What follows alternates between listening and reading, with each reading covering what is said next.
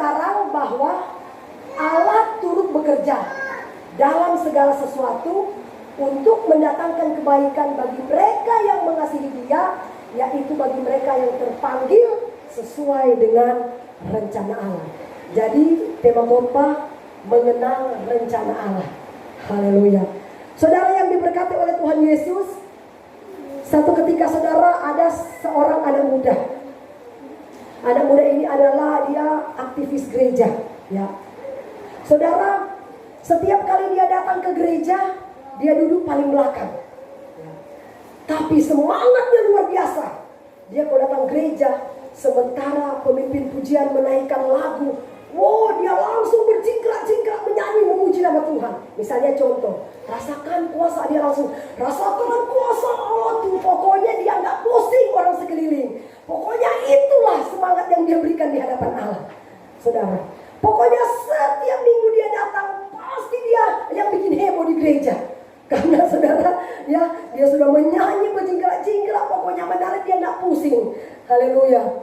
Satu ketika saudara, pada saat baru pulang gereja, ya, dia masih bersuka cita di sepanjang jalan dia menyanyi. Rasakan kuasa Allah tuh. Ini sudah mau pulang ke rumah. Rasakan, sementara dia menyanyi bersuka cita luar biasa, tiba-tiba datang mobil dari belakang, ceret. Langsung dia disambar kakinya patah. Saudara, hancur untuk kakinya ini. Langsung dia pingsan, nggak sadarkan diri, dibawa ke rumah sakit.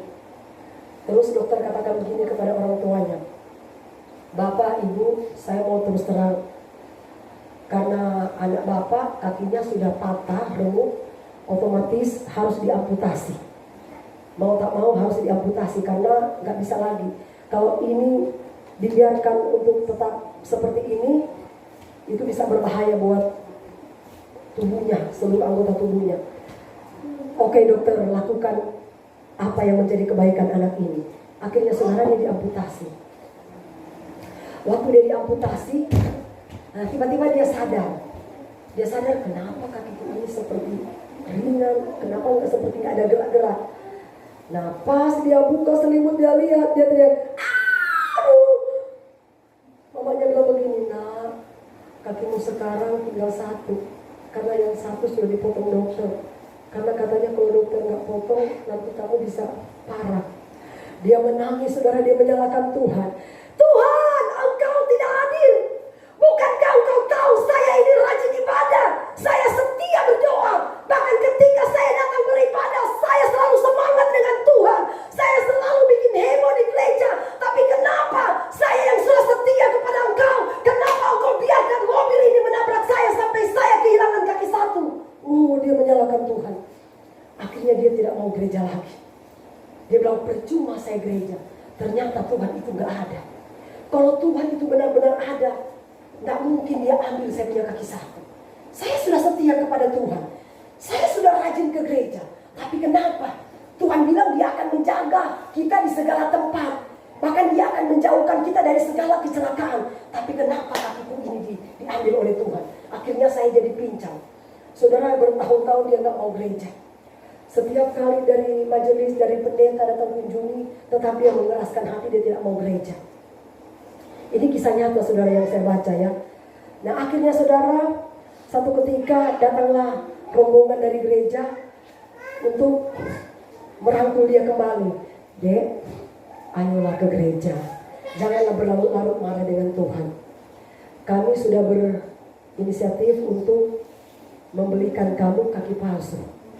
Jadi biar kau gunakan kaki palsu ini. Saudara, pada waktu dia mendengar bahwa dia diberikan kaki palsu, wah senangnya luar biasa. Akhirnya semangatnya kembali bangkit. Dia mulai lagi ke gereja. Saudara tahu, pada waktu dia bergereja, tiba-tiba Pak Pendeta tantang. Siapa di sini mau melayani Tuhan dan siap diutus di Afrika? Afrika pedalaman yang orang-orang di sana masih kanibal. Angel tahu nggak, Ibu Angel, apa arti kanibal? Hah? Apa? Pemakan manusia. Itu saudara, itu kanibal. Ya, saudara. Pada waktu pendeta katakan, siapa yang mau diutus di sana? Anak itu langsung angkat tangan. Saya mau. Semua orang pada ngeliatin dia. Waduh, kakinya cuma pakai palsu aja, pergi ke sana. Terus mamanya bilang begini sama dia, "Nak, memangnya kamu benar-benar siap mau pergi menginjil ke sana? Di sana itu memakan manusia. Nanti kalau kamu dikejar, kamu cuma pakai kaki begini, bisa lari nggak kamu?" Baru apa dia katakan? "Hidupku untuk Kristus, mati karena Kristus adalah untung." Amin. Haleluya. Ya, saudara, sekali lagi saudara, dia berkata, ya, hidupku untuk Tuhan, mati karena Kristus adalah untung. Amin.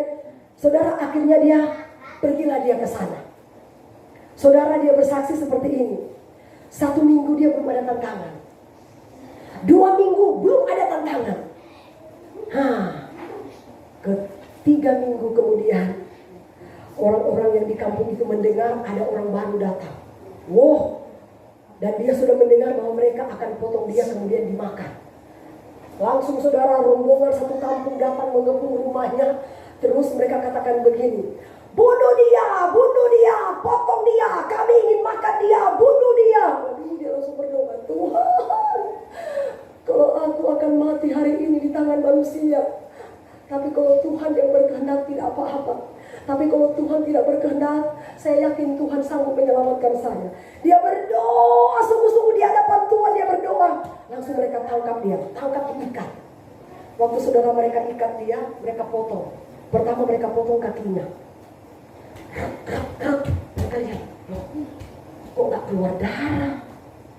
Terus mereka potong lagi lututnya. Kok gak berdarah lagi?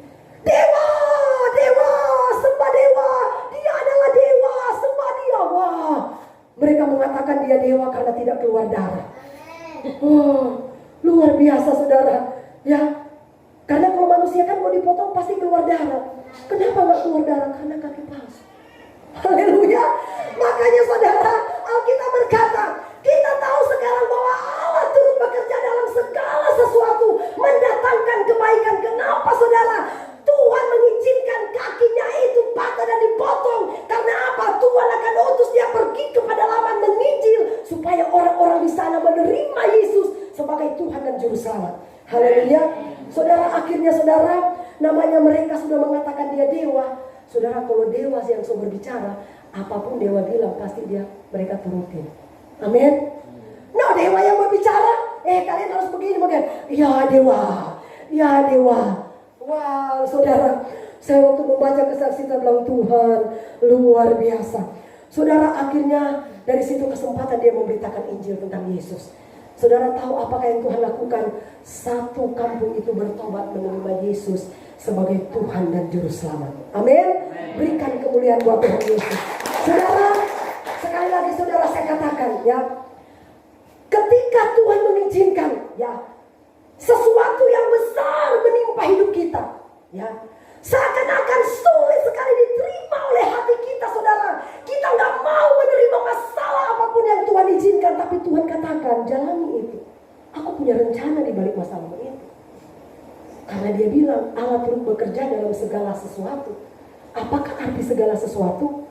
Ketika kita sedih, ketika kita dikecewakan, ketika kita dimarahin, ketika kita dibentak-bentak, ketika kita diperlakukan dengan tidak adil, Tuhan berfirman, aku turut bekerja dalam segala keadaan untuk mendatangkan kebaikan bagi mereka yang mengasihi Allah. Amin. Itu kata Alkitab. Saudara, satu ketika saudara, seorang bapak, dia ada di tingkat paling atas. Terus dia memanggil. Saudara, ada seseorang di bawah, ya. Dia panggil begini, Dek. Dia gak mau menengok ke atas. Tiba-tiba saudara, bapak itu bilang begini, dia ajak gue kasih ambil uang 5.000. Kemudian siapa tahu dia mau nengok ke atas kan. Tik. Dia pungut uangnya, dia kasih di saku. Dia gak mau nengok ke atas. Terus bapak itu bilang, aduh kurang ajar nih anak ini. Dia ambil lagi 10.000. Tik. Dia pikir 10.000 membuat anak itu bisa tengok. Enggak. Dia ambil, dia isi di saku. Aduh, nih anak ini luar biasa. Dia ambil lagi lebih besar 20.000. Supaya anak ini bisa nengok ke atas. Dia mau lempar kan. Tuk, dia lihat 20.000 lebih besar. Puji Tuhan, berkat lebih besar. Dia isi di saku. Nggak mau lagi dia tengok ke atas. Akhirnya saudara bapak ini kewalahan. Waduh, sudah banyak uang yang saya kasih buat dia, nggak mau juga dia nengok ke atas. Akhirnya bapak ini ambil batu, dia lempar di kepala, pas di kepala. Bahaya apa itu? Nanti sudah batu, baru dia tengok ke atas. Haleluya. Saudara, terkadang hidup kita seperti itu. Kita berdoa meminta kepada Tuhan, berkati aku, Tuhan berkati, Tuhan los dulu, berkat banyak. Nggak pernah mau kita cari Tuhan, menengok ke atas. Tetap lagi Tuhan kasih, Tuhan berkati, banyak lagi, tetap nggak mau ke atas. Akhirnya setelah Tuhan lihat setiap kali ku berkati dia nggak mau menengok ke atas, ku kasih dia masalah yang berat. Betul, Tuhan ampuni saya, Tuhan saya sudah begini, baru kita nengok ke atas. Haleluya. Itulah hidup kekristenan kita. Mari saudara, tapi saya percaya masalah apapun yang terjadi dalam hidup kita saudara, jangan sekali-kali kita menyalahkan Tuhan. Karena Tuhan katakan, aku punya rencana. Ya, mau kita dibentak-bentak pun Tuhan bilang, aku punya rencana. Supaya apa? Karaktermu itu terbentuk. Kita tidak sombong ketika kita diberkati oleh Tuhan nanti. Amin. Ya, karena Tuhan saudara akan proses kita untuk dapat berkat yang besar dari nol dulu. Dari dibentak-bentak dulu, dari tukang sapu dulu. Akhirnya Tuhan melihat karena kita setia kepada Tuhan. Amin. Dan saya percaya saudara, kalau kita setia kepada Tuhan, maka akan mendatangkan kebaikan dalam hidup kita, dan berkat-berkat Allah itu akan tercurah dari kita. Amin. Tuhan Yesus memberkati kita semua.